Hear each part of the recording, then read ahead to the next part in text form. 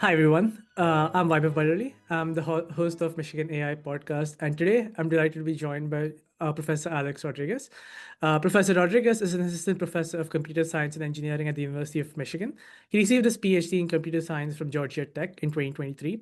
His broad research includes working at the problems at the intersection of machine learning, time series, multi-agent systems, uncertainty quantification, and many cool things. His work has been recognized by a lot of awards, some of which are Best Paper Award at the ICML AI for ABM 2022 workshop, and many more. And also, his dissertation received the 2024 Outstanding Dissertation Award from the College of Computing at Georgia Tech and the 2024 ACM SIG Dissertation Award. So you can see we've joined by a very accomplished professor here at the University of Michigan. Um, Thank you for joining us today, Alex. I'd love to hear more about you and your research. Give the audience a perspective about what kind of problems you work on, how you choose your problems. Yes, absolutely. Thank you for the invitation.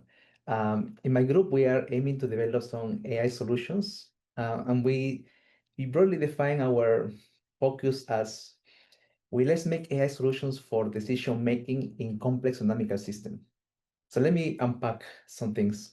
What do we mean with complex dynamical systems? We mean that there are multiple processes that we don't fully understand how they're interacting. For example, we may have biological processes, behavior, we have also the weather, and that all of them are going to be interacting, and then we are going to be observed phenomena. So in many scientific domains, we want to model this in order to first understand what is happening. Second, understand what will happen in the future. What is one thing is what is the most likely thing to happen in the future, but also you may want to understand, given different scenarios, what will be the outcome in the future for each of these scenarios that could happen, because there is a lot of uncertainty. And domains where we observe such problems or such a problem setups are, for example, epidemics, which is one of the main application domains in my group. Epidemics like, for example, COVID-19, influenza. We want to understand at population level what will be the dynamics. That means, for example, we want to understand right now who are infected, for example, like are there maybe there are some cases where you observe that the infections are skewed towards certain populations. Maybe there are some populations, communities that they are more infected, that they have more, they need more resources, perhaps, so that we can make decisions based on that information. Unfortunately, the data collection capabilities that we have at public health are not enough so that then we can understand the situation in real time. We will have gaps, we will have delays in reporting, we will have incomplete data.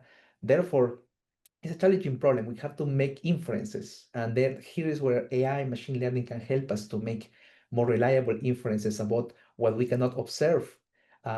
Sometimes there are ways to validate these inferences, and then we can say, okay, as this is working well in this population or this location, then now we can perhaps use it and then have something that is better than nothing, right? Otherwise, you will be blind to what is going on.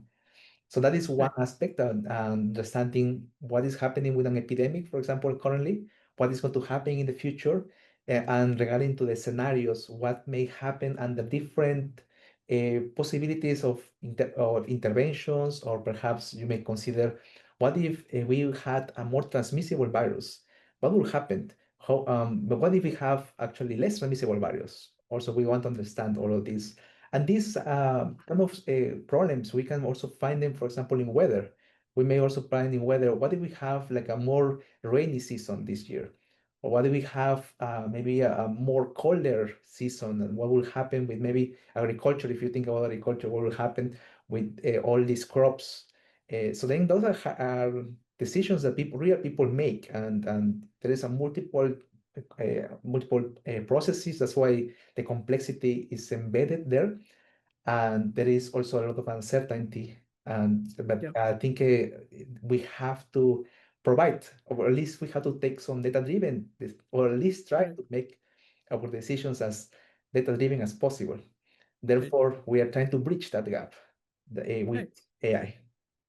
All of this sounds great. So, from what I can understand, not only are these problems important, but they also have real world policy implications. Is you can forecast into the future on a certain set of possibilities, and these possibilities should help inform policymakers and decision makers on what kind of interventions they should take, both at an individual scale, at a population scale, so that harmful implications, harmful effects are reduced, and the useful effects are more likely or more are made more probable. So all of this sounds really exciting. So I'd love to know more about how you got into this research. Obviously, this is not something a lot of researchers might have heard about, or the general public is not aware about.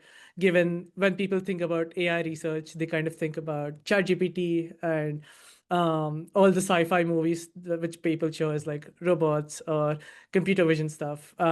This is Mhm. something we hear a little less about. So I'd love to know how you got into this research, starting from your PhD and even before your PhD. Yeah, that's an excellent point. Yeah, Yeah. mostly we hear about the language models and computer vision, but I think before even all of those maybe become super popular, machine learning community was working on these problems on how we can leverage data to inform decisions, to make sense about these patterns, and then have more reliable information to make decisions. As you said, I think it's important to try to connect with how this information is going to be used. And many, I think nowadays we are recognizing this, and also part of one of the motivations of my work is to enable this in different applications. So now going to your question about how I started with this in these problems, when I was doing my master degree, I was really excited about working on social impact problems, and I was fortunate about working on problems at the intersection of disaster management and AI. So how can we use AI in order to make inferences about, for example, about a network? For example, we were thinking about a power network or a water network. We see one disaster like an earthquake and a hurricane, and then we want to quickly infer where are the possible failures in the network so that then we can send people or send crews of people actually to go and, and inspect and repair those. So then here is a data-driven problem because we have information about partial information about some of the nodes of the network, and then we want to understand when want to make the decision of where to send the crews. So I was very fortunate that we're working on such similar problems like this, like and trying to understand how we can improve. It's called resiliency of communities. It's called community resilience after some disruptions, and these disruptions can be natural disasters, but can be also something like a biological threat, like COVID-19, right? So then at my PhD, when I was planning to PhD, I really wanted to work on in a space where I could use machine learning for similar problems. So then I had the opportunity to join a lab, which my PhD advisor, he was working on several problems in epidemiology. He was also working on cybersecurity. So he had also some other work on misinformation. So I was really excited about joining his group. I wanted to do some dynamical processes, and he was mostly focusing back then in networks. But then with me, we were working together, not in networks much, but more in on the time series, spatial temporal machine learning part. So we started working on a few projects, and one of them was related to influenza forecasting. A senior a PhD student was already working on influenza forecasting, and I joined that project, and I was kind of working on top or taking advantage of that and working on a new paper. And then the COVID-19 pandemic started. And then naturally for us was, okay, we should try to do something on COVID. And something that I had to say also is before the COVID-19 pandemic, we were already submitting our predictions for our these models that we were developing, deep learning models we're developing for influenza forecasting. We were submitting it to the CDC, and the CDC, what they does, they have an initiative that they collect predictions across the country, and even international teams also participate, but mostly national teams. Multiple universities, national labs participate in this initiative. And on a weekly basis, what we do is submit predictions. And back then, it was only influenza. So during the influenza season, which starts around October, we start sending predictions on a weekly basis to the CDC, and then they will be collecting all predictions across the country and then constructing an ensemble. And that ensemble is going to be used for decision-making purposes usually, because that ensemble is usually robust, usually has very nice properties and performance. So we were supporting those efforts. So naturally for us, when the COVID-19 pandemic started, was that for us to go and also support the CDC. And the CDC was at that back then was asking teams to submit predictions about influenza, because they were thinking that the influenza epidemic surveillance systems were capturing also COVID. And the reason because why they were thinking of that is that the influenza surveillance systems that we had back then were based on symptoms.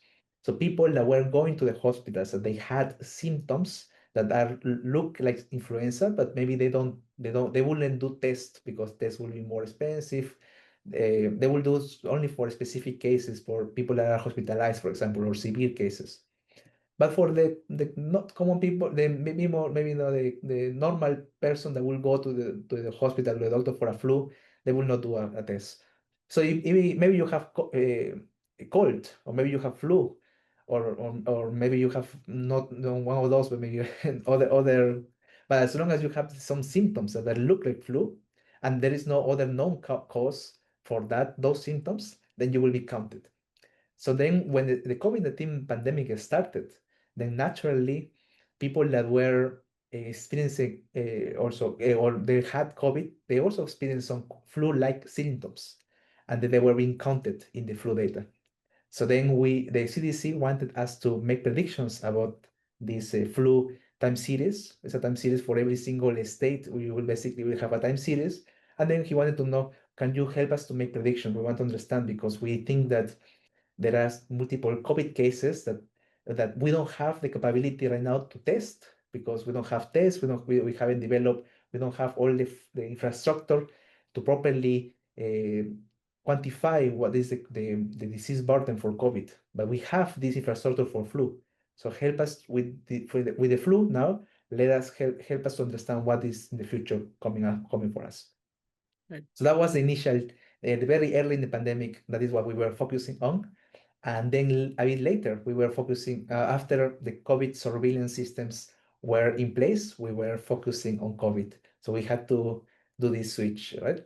And we had a work on these two spaces. We had also some one paper, for example, on how we can leverage basically multiple years of data of flu and combine it with the new patterns, basically do some, in machine learning, we call it a domain adaptation problem, like trying to adapt now a model that was working on certain regime now to a changing a new regime, but taking advantage of the past data, but also taking advantage of the new signals that we may have available for the current uh, scenario. In this case, the scenario was where we have COVID and flu together being captured.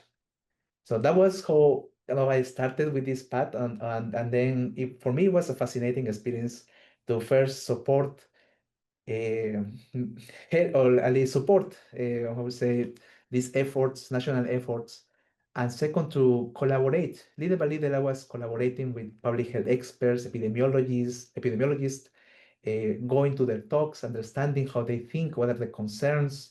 So that was a very interesting experience that I was very fortunate to have.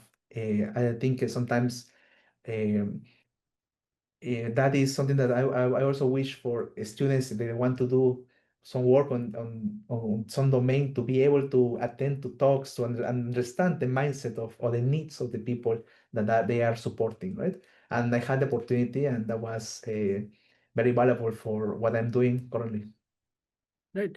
I really appreciate that insight because I think as a AI researcher myself, I think and seeing all my colleagues, we often forget the people who create the data. We often just work with the data and just observe the outcomes we want to observe. But we sometimes forget that there were real people with real concerns who worked on this data, who have much bigger concerns, which we don't really see before deployment. And I mean, that leads to all sorts of issues. But I think this was a really cool insight and really inspiring too, is to see how as a PhD student, you got to do very exciting research and see your research go into something and being deployed into something that I think everyone has seen. I'm sure everyone remembers waking up every day or every other day looking at forecasts to see if the situation is getting better, situation is worse. So which is obviously taken your work into the ensembling process. So it's really inspiring. So to help me understand more about some of the core research challenges that exist from a time series perspective and from an uncertainty quantification perspective, because these seem like extremely complicated tasks, especially in a real world scenario, because I think time series is something people associate with stock markets, is to see how far into the future will this stock increase or decrease by X amount of percent. So I think people usually associate time series forecasting with a stock market or a weather perspective. But what are the research challenges that go into doing impactful research in time series, and also uncertainty quantification, and how they kind of go hand in hand together? Yeah, thank you for the question. I think that's an important one. Yes, so time series, people usually think about the some market, I agree. So we can, if we had that in mind, we can think of now changing the stock market time series for maybe number of cases or hospitalizations, or perhaps in weather, it can be the temperature, it can be the humidity.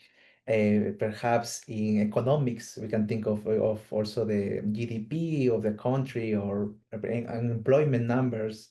So all these are time series that in many that as if we think about computer scientists, we think of them about time series, and then we just think, okay, we develop a method for time series.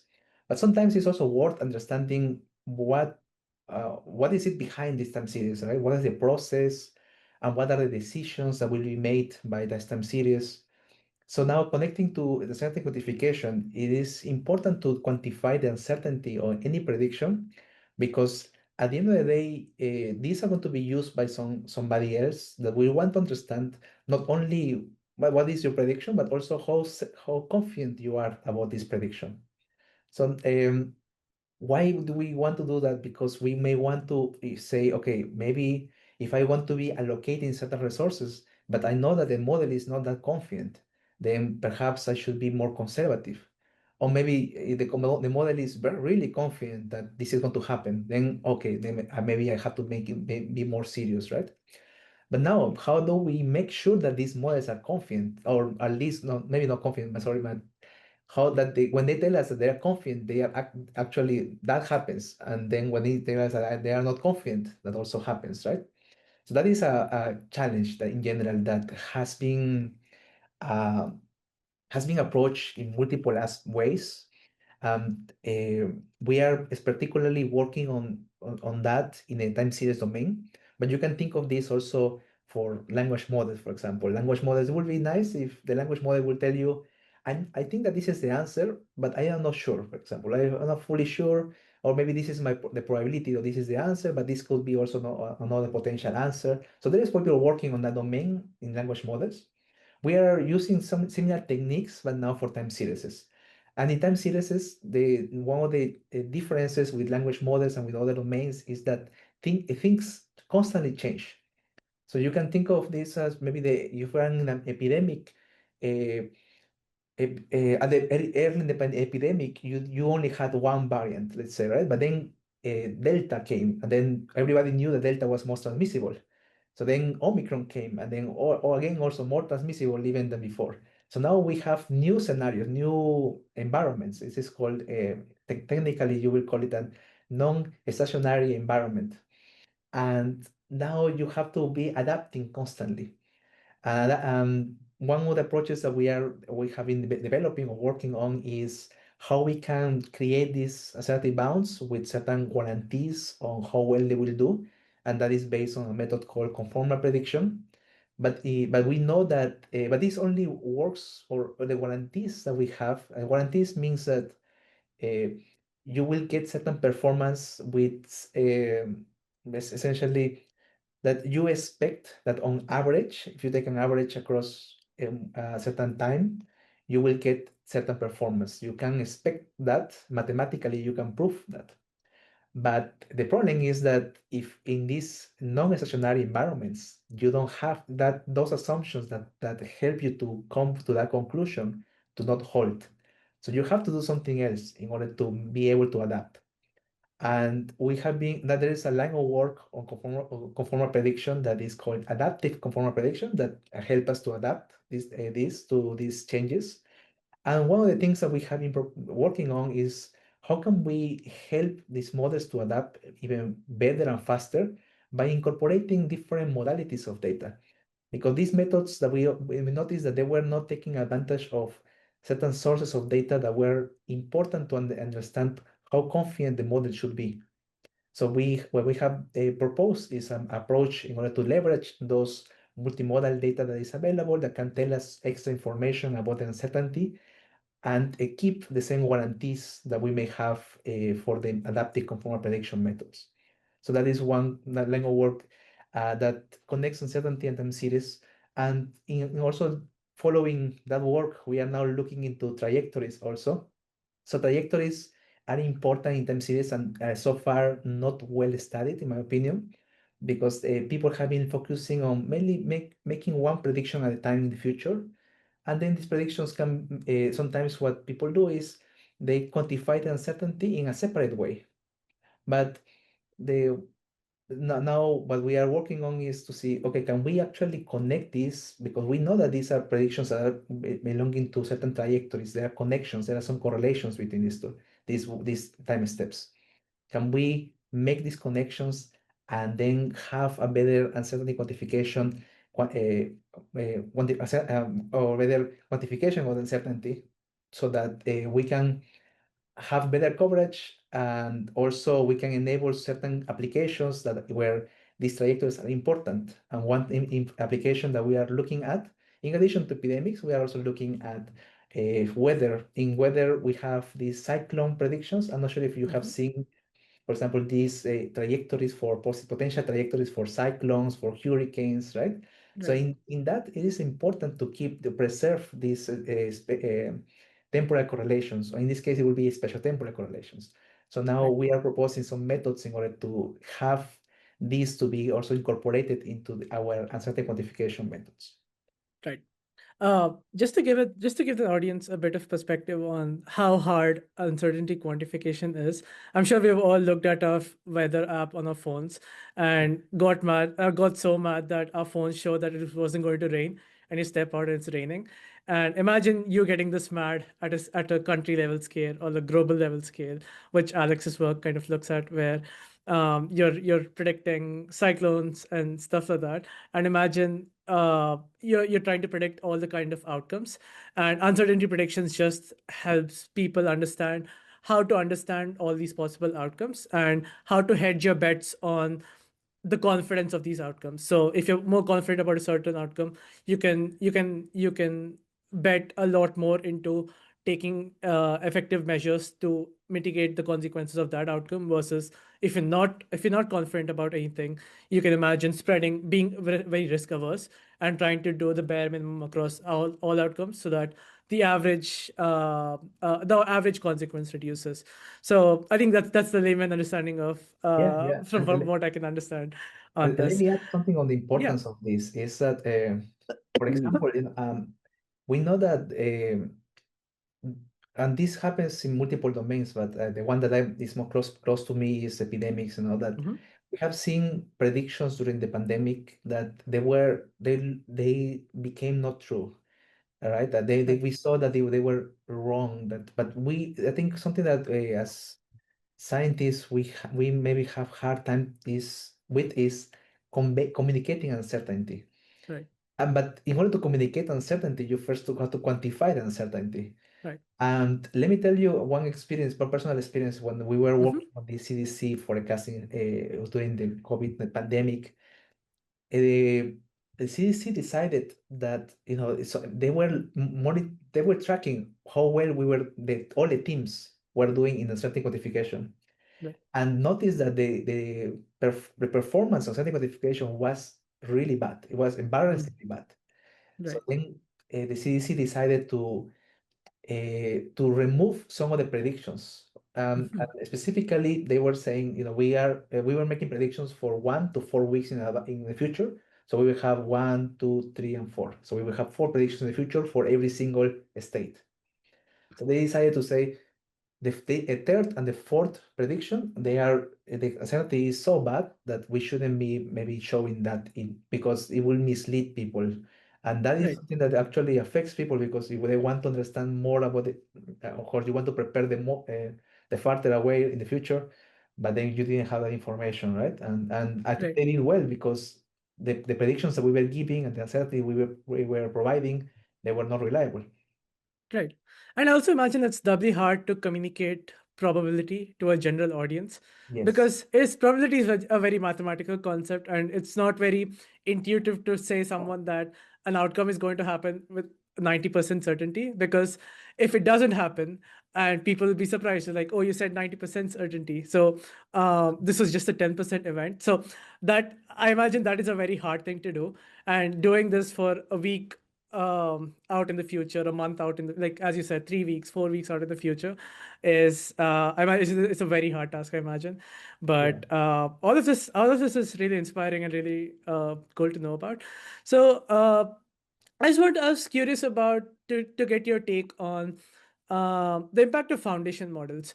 So, just to give a brief overview to the audience on what a foundation model is, it's this evolving concept in machine learning which people have been using. Is you train these models on massive amount of data which you have in available to you, and then you take these models, which let's say we call them pre-trained models, and then go and take them, train it in a specific domain. So let's say,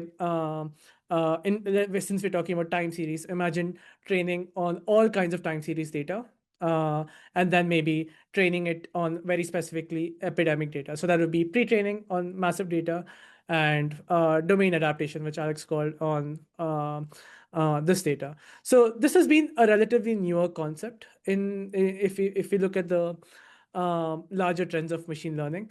So just love to know about your take on foundation models, since I think foundation models have been pervasive now. So models like ChatGPT, they would be classified as a foundation model, and that's a relatively more popular model. So I'd love to get your take on foundation models in your research and how it has been shaping your current work and future work. Yeah, absolutely. So what I think one of the promises of foundation models in the domains that we are looking at are that, as you said, we can maybe train a model with multiple data sets and then specialize it later in epidemics, and then we can hopefully see that it will perform better. So there have been some attempts of doing something like this with varied success. I think in my group we are actually working on similar topics also. For example, we are looking into how we can learn from multiple diseases, from multiple locations, and also different targets. Also, I will say because it's not only about predicting the future, but also predicting perhaps if an outbreak will occur. That is an event prediction. If what is going to be the trend, in addition to the curve, the curve can give you a trend also, but also perhaps you can also have it as a separate task. You may also want to predict what is going to be the peak of the epidemic curve, for example. You may want to predict also when it's going to peak, and other things similar to this also we may have as auxiliary tasks.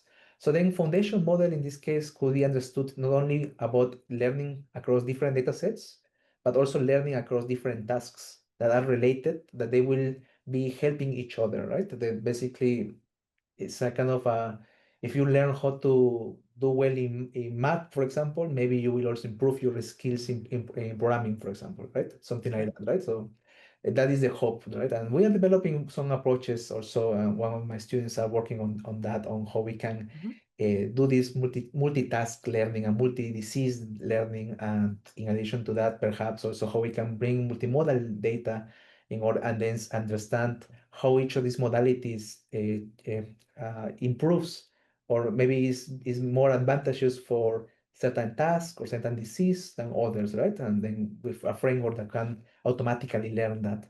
So I think there are in epidemics there is this promise. I think in weather predictions they have already developed a. I think they have more work on the space. People have been spending more time on that because also the data availability in weather is also higher also, and there are many simulators. So the data and the simulation data that is available, the real world data and the simulation data that is available in weather is higher than the one that is available for epidemics. So we are trying to bridge that gap as well. I know, I think there are Right. efforts on that. And that connects to in general to something that is called foundation models for science, right? That Hmm. not only for weather epidemics, but we can be do this for protein folding, we can do this for Right. chemistry. So there are multiple efforts across scientific domains that essentially now is similar idea of the language model, right? That Hmm. we make predictions about the next token, but now in the next token, perhaps it could be certain part of a molecule, or perhaps in the case of let me think about other cases, protein molecule proteins. I have seen climate, of course. Hmm. Yes, forecasting. I think that is pretty much, yeah. There are Right. many more. I'm sure, but I am Right. forgetting. Definitely no, but Yes. I think that's what I was curious about is I think it's very easy in the age of text to say that scale is everything you need. Is that's what everyone has been talking about is you can just scale your models and scale your compute and it's just going Mhm. to do well. Yeah. But I imagine this is not a very hard task in sciences, especially epidemics.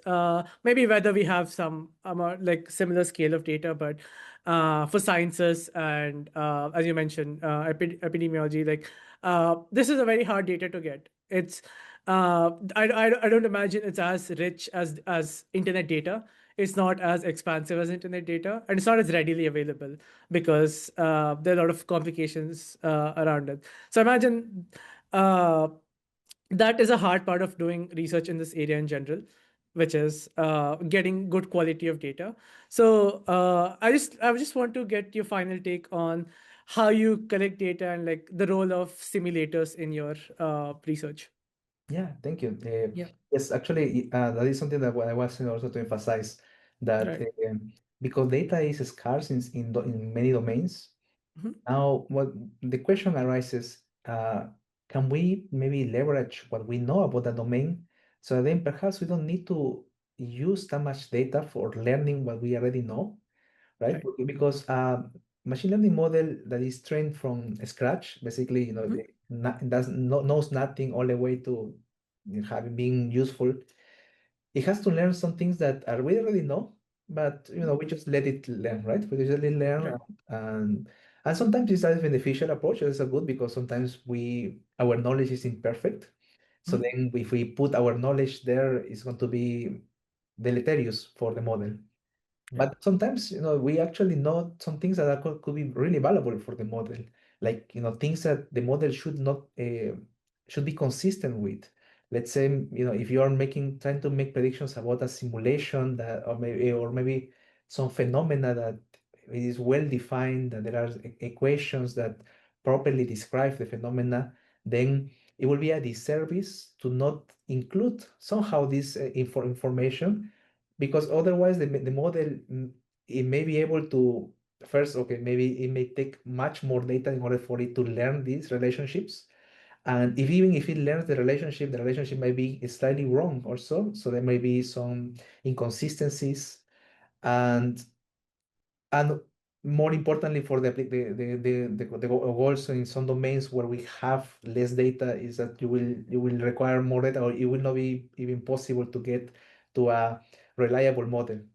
So I think using these simulations, and simulations in this case, we mean with uh, perhaps uh, some domain experts that have been putting what they know about the domain, some theories, some understanding, assumptions on certain computational program that given certain inputs, they will give you certain outputs.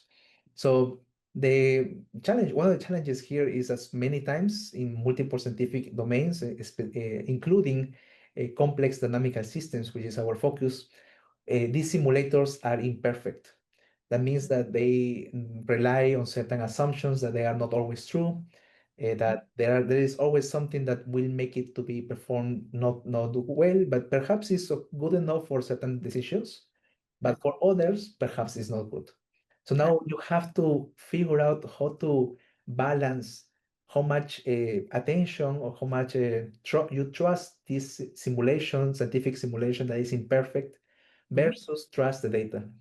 So that Right. is a problem that we have, and people call it, AI for science, basically, or physics informed machine learning, knowledge guided machine learning. There are multiple ways of how you could do this, but essentially that Right. is the idea, right? How we can leverage what we know, and the scientific models that we have sometimes are perfect models, sometimes are imperfect, and then combine them with machine learning and then enable new capabilities that could be maybe faster speed or maybe more accurate modeling or predictions on any on complex system and so on, right?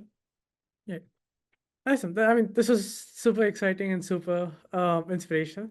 Thank you so much for your time. So I just want to close out with one final question to see if you have any advice for researchers who are trying to get into this research and try to do impactful research like you do, which is not only just do scientific research, but also scientific research which leads to real world impact. It's just if I just can get your recommendation or any advice you have, that'd be great. Yeah, thank you. Yeah. Definitely, we in my group we are always striving to do real world Hmm. impact.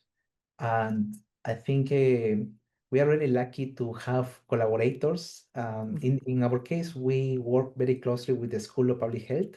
We are Right. part of a center that is called the Michigan Center for Outbreak Analytics and Modeling, that Hmm. is part of a network of centers that are funded by the CDC.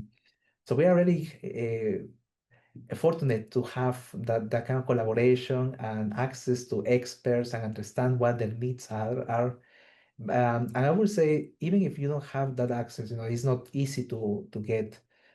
I think one thing that that as researchers that we want to make, as you said, real world impact, is to understand the domains that we are trying to make impact on. So sometimes what we I have seen as technologies, not only computer science, but technologies, we think that our tool is or our system is going to be making impact, and we really don't care about really, okay, what is in the literature or what people have been writing or what they even think about our potential tools. We just think that they are going to be useful, I think, and sometimes it makes sense in our head, right? But then when we actually understand their problems or when we discuss with them, they can tell us, oh, actually, we don't really have a problem with this, perhaps. Or perhaps we think, oh no, but actually this will solve this, but will open this other potential threat for the people that you want to help them. So I would encourage people to first try to attend their talks. For example, and in a university setting, if you have the opportunity to go to talks in Department X, where it will be closely aligned with the real world impact that you are trying to make, go. Try to get be one more of the participants there in the discussion. Try to connect with them, read their papers, try to understand how they think, what the problems they care about, and then with that mindset, you can come back and then see, reevaluate your system, right? Your tool, whatever you are trying to do, and then see if it is actually aligned with the real world impact that you were aiming to do. I think that I would encourage more people to try to do that. I know that it takes some work, effort. Right. I think if you care about the consequences of your work in the wild, I Mhm. think it's worth it. I think. Yeah, I think that's great advice. Is like talk to the experts there, talk to the people who will be impacted, and try to work back to see how you can bring in your expertise and actually help them instead of just starting with your expertise and thinking something might help them. So I think that's really great advice. Thank you so much for your time. I really appreciate having you here, and I hope you have a good rest of your day. Thank you very much. Thank you.